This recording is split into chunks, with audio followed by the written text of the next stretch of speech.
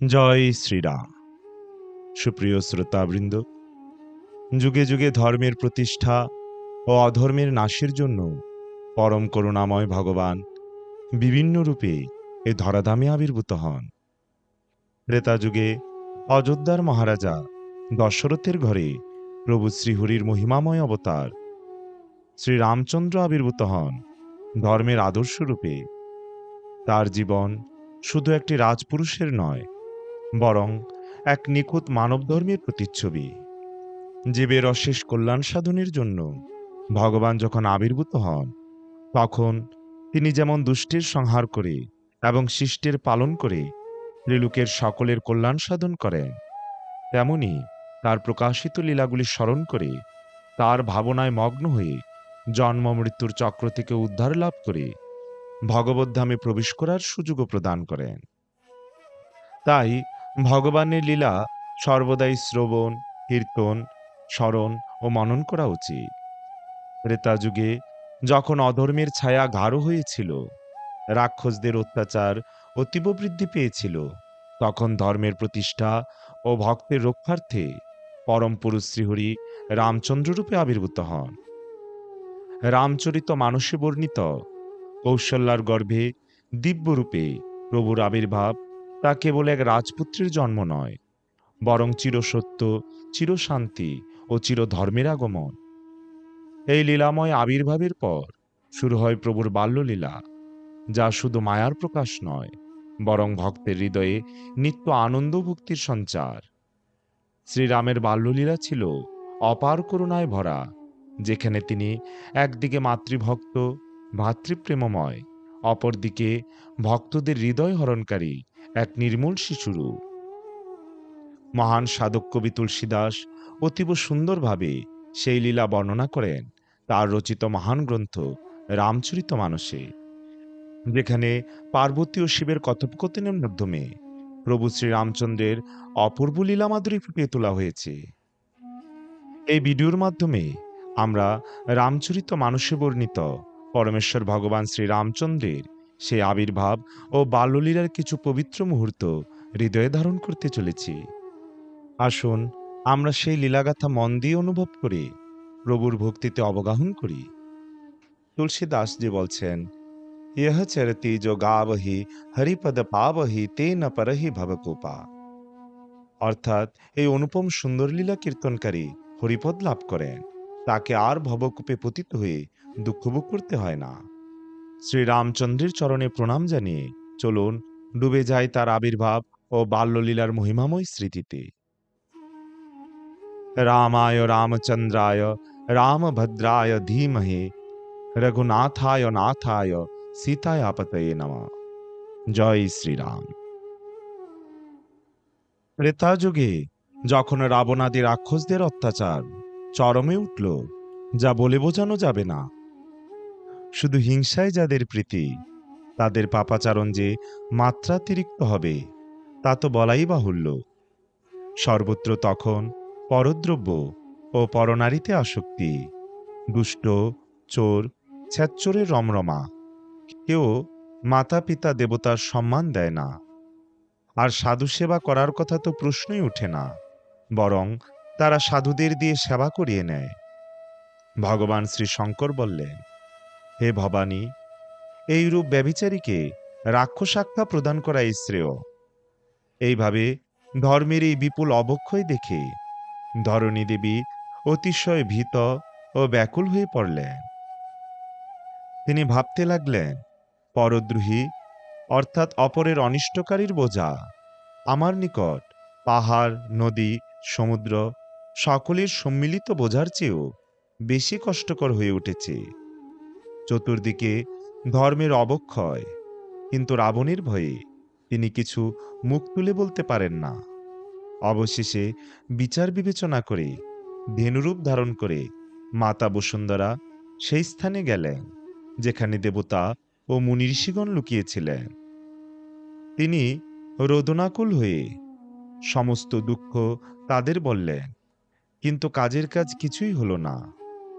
তখন দেবতা, মুনি ও গন্ধর্ব সমবেত হয়ে ভগবান শ্রী ব্রহ্মার কাছে গমন করলেন। ভয়ে ও শোকে বিহ্বল বসুন্ধরা দেবীও ধেনুরূপ নিয়ে সঙ্গে চললেন। ভগবান শ্রী ব্রহ্মা দুঃখের কথা সকল শুনলেন, কিন্তু বুঝলেন যে বিহিত করা তার পক্ষে সম্ভব হবে না। তখন তিনি বসুন্ধরা দেবীকে বললেন, তুমি যার দাসী, সেই অবিনশ্বর শ্রীহরি আমাদের উদ্ধার করতে পারে। ভগবান শ্রী ব্রহ্মা বললেন, হে বসুন্ধরা, একাগ্র চিত্তে শ্রীহরির চরণারবিন্দ স্মরণ করো। তিনি সেবকের পীড়ার কথা জানেন, তিনি তোমাকে সুকঠিন বিপত্তি থেকে উদ্ধার করবেন।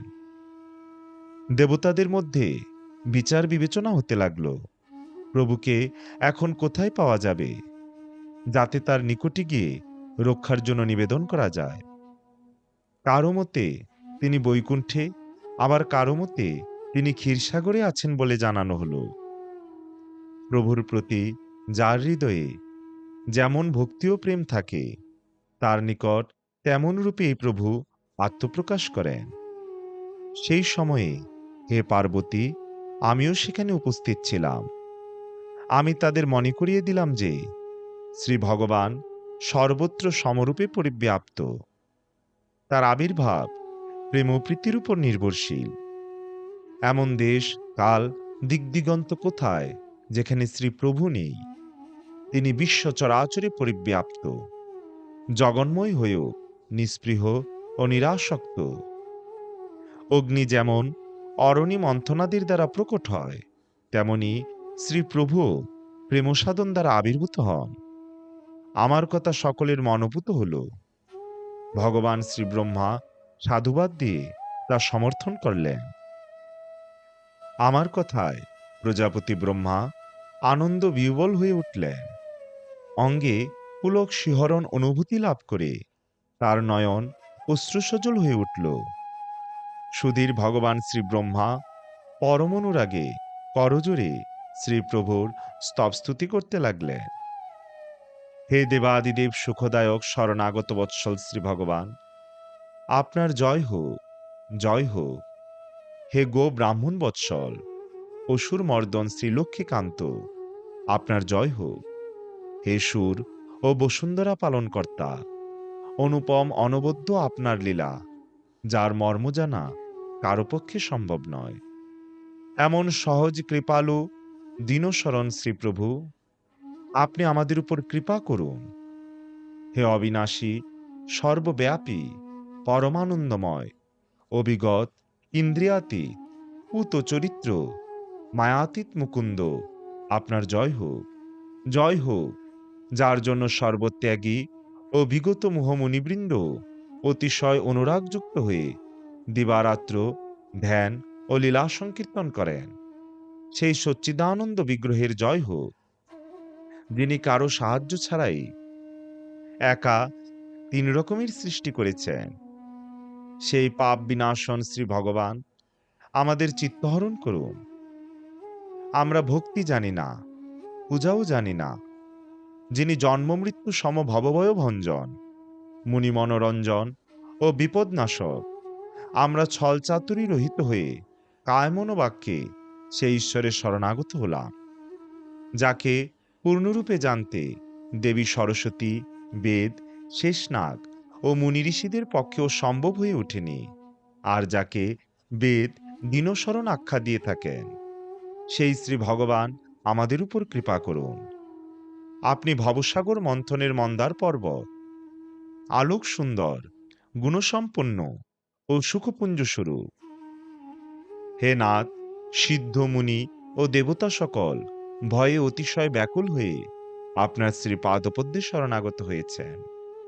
দেবতা ও বসুন্ধরাকে ভয়ার্ত জেনে তাদের স্তবস্তুতিতে প্রসন্ন হয়ে শোক ও সন্দেহ নিরসনকারী দৈববাণী ঘোষিত হল, যা অনুপম গাম্ভীর্যযুক্ত ছিল।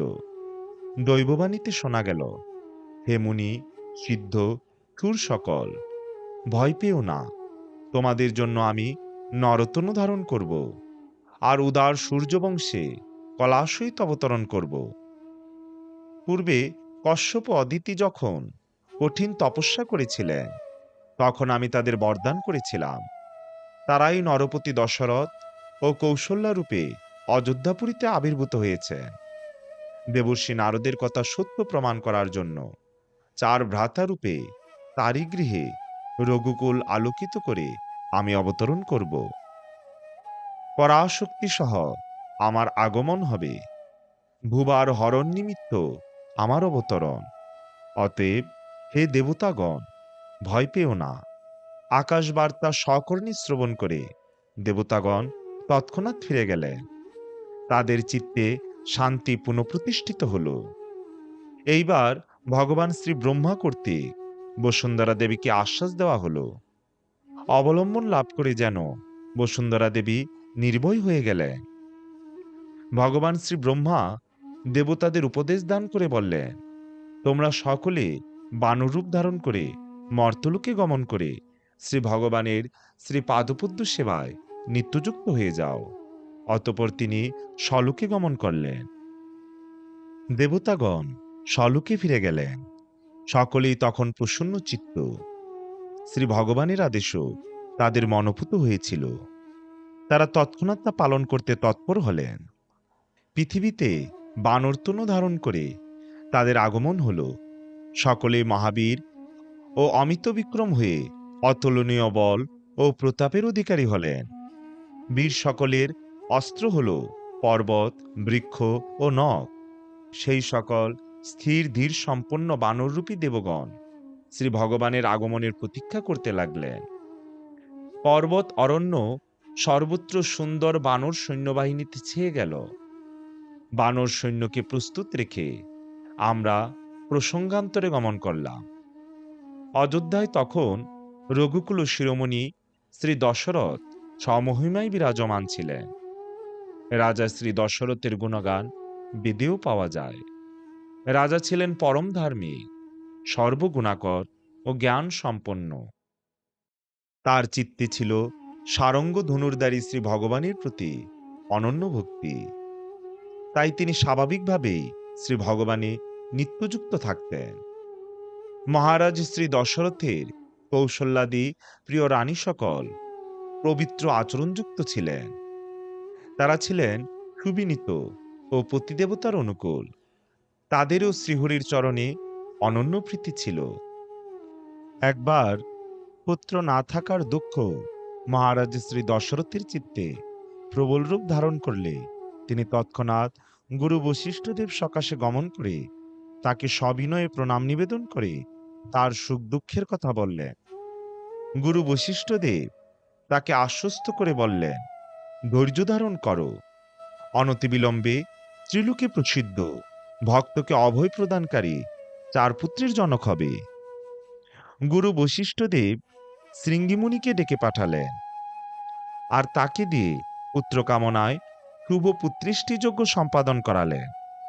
মুনিবর ভক্তি সহকারে আহুতি প্রদান করাতে অগ্নিদেবতা হস্তে চারুণী আবির্ভূত হলেন আর দশরথকে বললেন, বশিষ্ঠ দেবের ইচ্ছা অনুসারে তোমার সকল কার্য সিদ্ধ হল।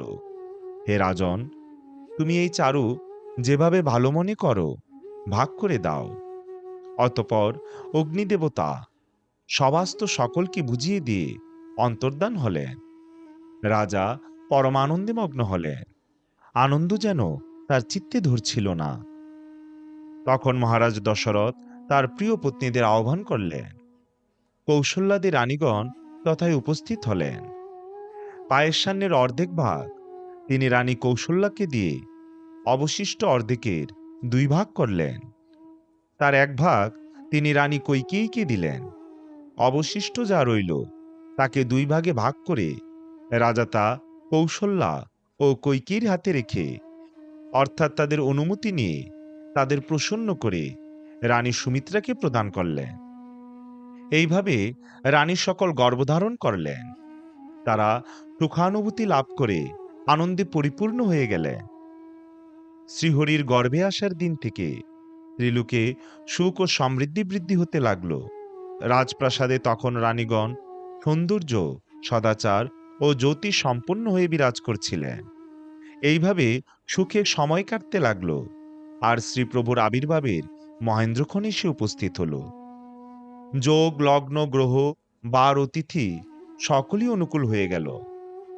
স্থাবর জঙ্গম সর্বত্র আনন্দ ছড়িয়ে পড়ল, কারণ শ্রীরামচন্দ্রের জন্মগ্রহণই অর্থাৎ আবির্ভাবই সর্বসুখের মূল কারণ।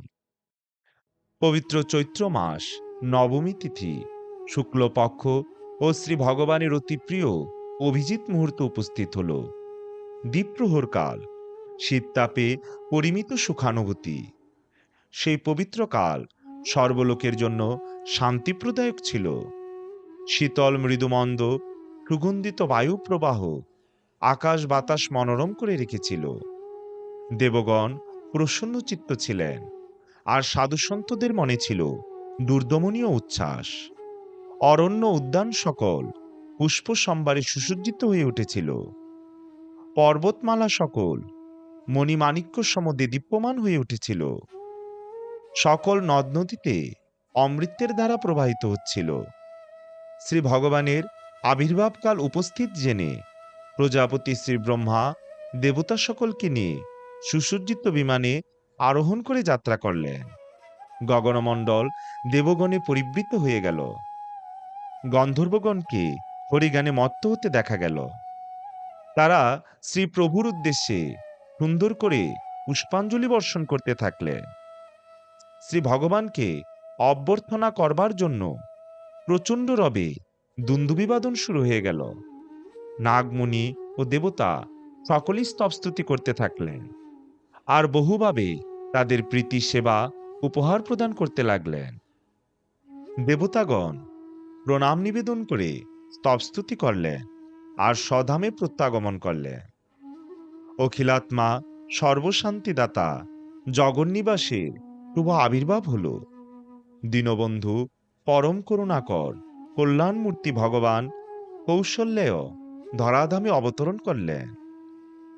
মুনিমনোহরণকারী শ্রীপ্রভুর জ্যোতির্ময় বিগ্রহ সম্মুখে উপস্থিত দেখে মাতা কৌশল্যা আনন্দে পরিপূর্ণ হয়ে গেলেন। নয়নাভিরাম ঘনশ্যাম নবনিরোধ কান্তি চতুর্ভুজ, হস্তে তার দিব্য আয়ু, তার অঙ্গ দিব্য আবরণের দূতিতে সুশোভিত, কণ্ঠে ছিল সুচারু বনমালা। তিনি দীর্ঘায়তলোচন, অতিশয় সুন্দর। হরবিনাশন সৌন্দর্য সিন্ধু শ্রী ভগবানের শোভা বর্ণনাতীত। জন্মলগ্নে পুত্রকে শ্রীহরিরূপে প্রত্যক্ষ করে মাতা কৌশল্যা করজোরে তার স্তবস্তুতি করতে লাগলেন। হে অনন্ত বীর্য, আপনার স্তুতি করার ভাষা আমার জানা নেই। বেদ পুরাণ মতে আপনি অক্ষর ব্রহ্ম স্বয়ং। আপনি মায়াতীত, গুণাতীত ও জ্ঞানাতীত। শ্রুতি সকল ও সন্তদের মতে আপনি দয়ার সাগর, সুখের সাগর ও সর্বগুণ সম্পন্ন, আর সেইভাবেই আপনার মহিমা সংকীর্তন হয়ে থাকে। আমি কত ভাগ্যবতী যে সেই ভক্তবৎসল লক্ষ্মীকান্ত স্বয়ং আমার কল্যাণ নিমিত্ত সাকার রূপে আবির্ভূত হয়েছেন। বেদ অনুসারে আপনার প্রতিরোম কূপে মায়া বিরুচিত অনন্ত ব্রহ্মাণ্ডের অধিষ্ঠান। আপনার আমার গর্ভে অবস্থান করার মতন হাস্যকর বৃত্তান্ত সুধীজনের বুদ্ধিকেও বিচলিত করবে। মাতা খানিকটা ধাতস্থ হয়েছেন দেখে শ্রী ভগবান নিশ্চিন্ত হয়ে আসলেন, কারণ এই অবতারে যে তাকে বহুলীলা সম্পাদন করতে হবে। মাতাকে আরো সন্তুষ্ট করবার জন্য তিনি পূর্বজন্মের অনুপম লীলার বর্ণনা দিলেন এবং বাৎসল্য প্রীতির জাগরণ করলেন, অর্থাৎ মাতার তার প্রতি পুত্রভাব উৎপন্ন করলেন। মাতার দৃষ্টিপথে পরিবর্তন এলো। তখন তিনি বললেন, হে তাত, এই রূপ পরিহার করে অতি প্রিয় বাল্যলীলাভিনয় করুন, আমার তাতেই পরম সুখ নিহিত। মাতার সুললিত উক্তি শ্রবণ করে সুরপতি শ্রী ভগবান শিশুরূপ ধারণ করে রোদন করতে লাগলেন। তুলসীদাস বললেন, এই অনুপম সুন্দর লীলা সংকীর্তনকারী হরিপদ লাভ করেন, তাকে আর ভবকূপে পতিত হয়ে দুঃখভোগ করতে হয় না। শ্রী ভগবানের নরদেহ ধারণ বিপ্র, ধেনু, দেবগণ ও সাধুসন্ত কল্যাণে নিহিত ছিল। অজ্ঞানরূপ মায়ার মলিনতা, ত্রিগুণ ও ইন্দ্রিয় তাকে স্পর্শ করতে পারে না। তার দিব্যতনু নিজ ইচ্ছায় নির্মিত, তা কোনো কর্মবন্ধনের বশীভূত হয়ে ত্রিগুণাত্মক পাঞ্চভৌতিক দেহ নয়। মহারাজ দশরথের রাজপ্রাসাদে পরম আকাঙ্ক্ষিত অতি মধুর শিশুর রোদন শব্দ শ্রবণ করে রানী সকল বিহ্বল চিত্তে ছুটে এলেন। দাসীদের চতুর্দিকে ছোটাছুটি করতে দেখা গেল। অযোধ্যার পুরবাসী সকল এই সংবাদে আনন্দে অভিভূত হয়ে গেল। পুত্র জন্ম সংবাদ রাজা শ্রী দশরথকে যেন ব্রহ্মানন্দের অনুভূতি প্রদান করল। তার মনে তখন প্রেমপ্রীতির দুরন্ত উচ্ছ্বাস, অঙ্গ রোমাঞ্চিত হল। আনন্দ আতিশয্যের মধ্যেই রাজা যেন শিথিল অঙ্গকে সামলে নিয়ে উঠে দাঁড়াতে চাইলেন। যার নাম শুনলেই কল্যাণ হয়, সেই শ্রী প্রভুর আমার গৃহে আগমন হয়েছে। নিজের সৌভাগ্যের কথা মনে করে রাজা আনন্দময় হয়ে গেলেন। বাদ্যকরদের তিনি বাদ্যবৃন্দ বাজাবার নির্দেশ দিলেন। তিনি গুরু বশিষ্ঠদেবকে রাজপ্রাসাদে আমন্ত্রণ করলেন।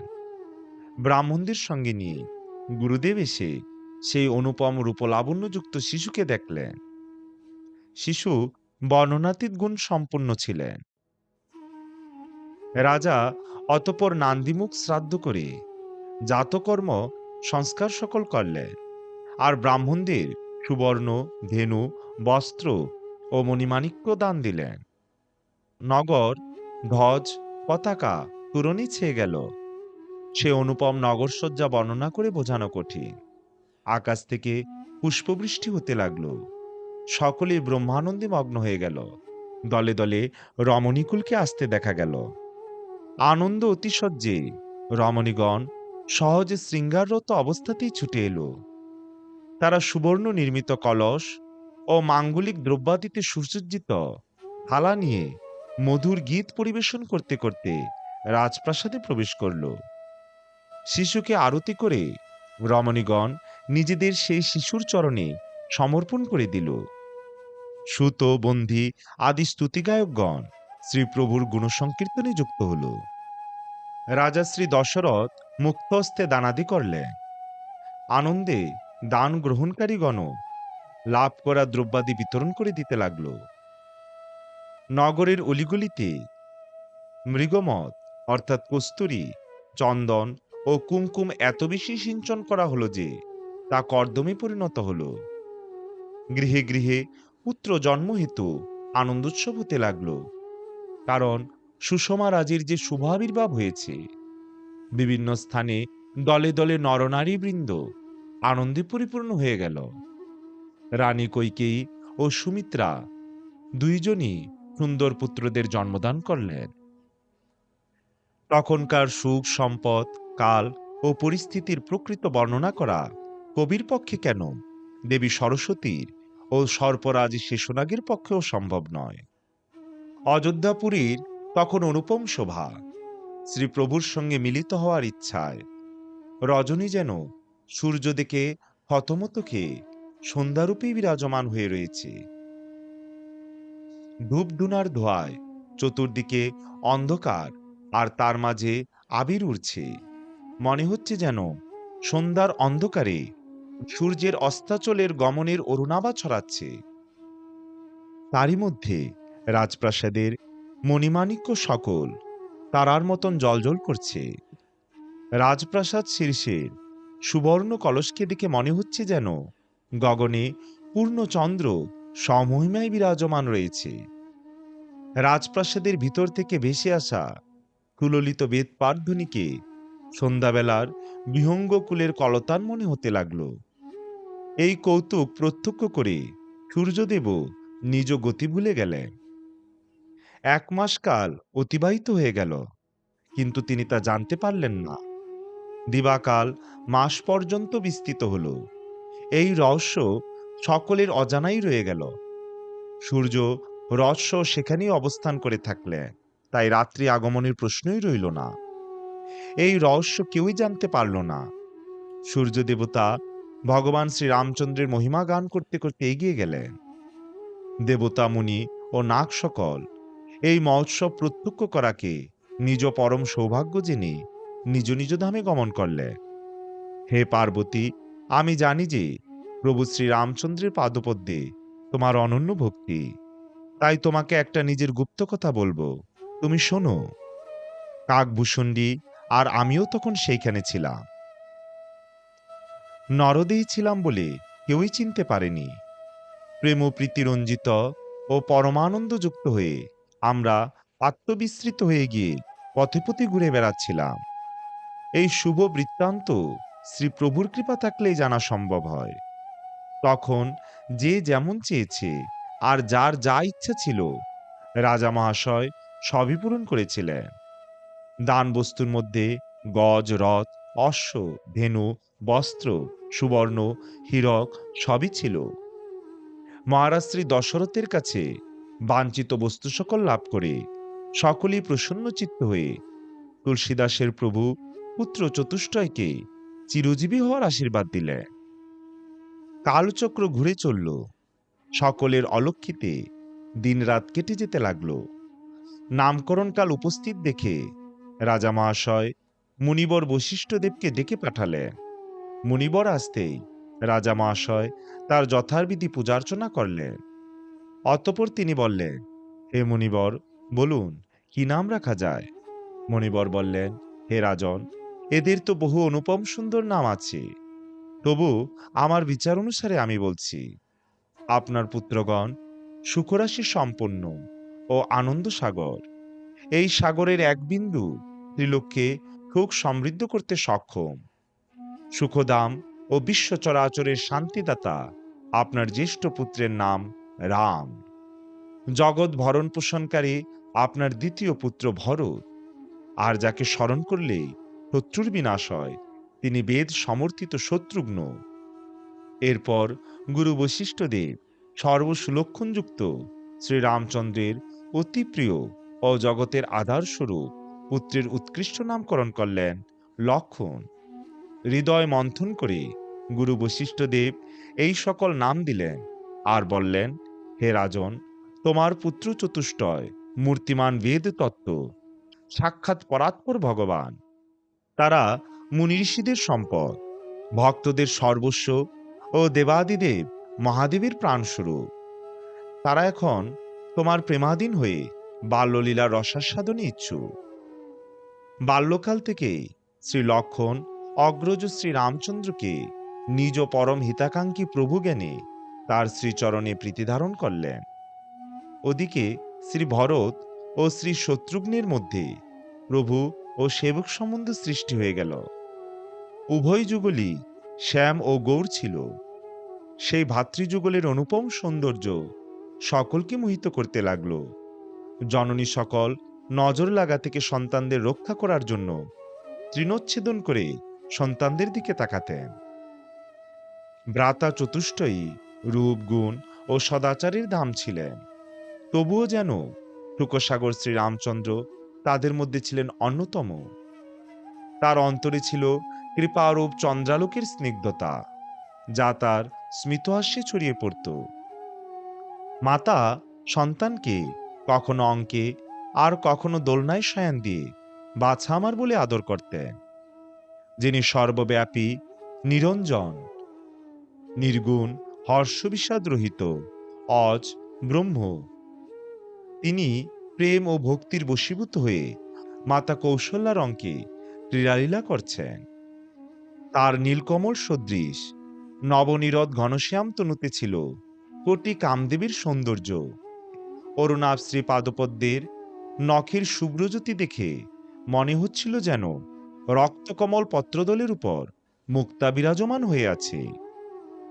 চরণতল বজ্র, ধ্বজ ও অঙ্কুশচিহ্ন শোভিত ছিল।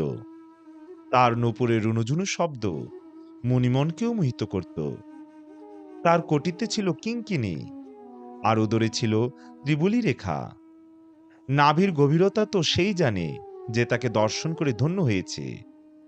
আজানুলম্বিত সুবিশাল বাহুযুগল ছিল অতিশয় সুন্দর। তাতে বিভিন্ন করভূষণ থাকাতে তা আরো সুন্দর লাগছিল। বুকে ব্যাঘ্র নখের দুত্তি ছিল, কণ্ঠে ছিল রত্নখচিত মণিহার। বক্ষের ভৃগুপদ চিহ্ন দর্শন করলে মন মুগ্ধ হয়ে যায়। তিনি ত্রিরেখাযুক্ত কম্বু কণ্ঠ সুশোভন চিবুক বিশিষ্ট।